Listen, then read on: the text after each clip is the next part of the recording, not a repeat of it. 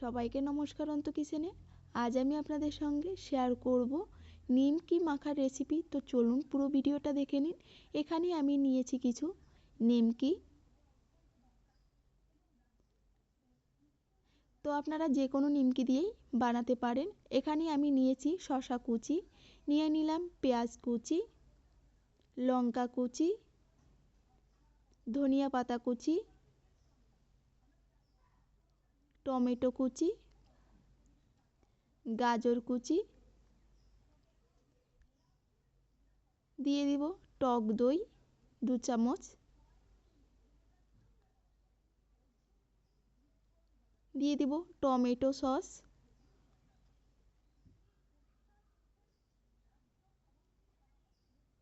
কাসুন্দি 1 চামচ,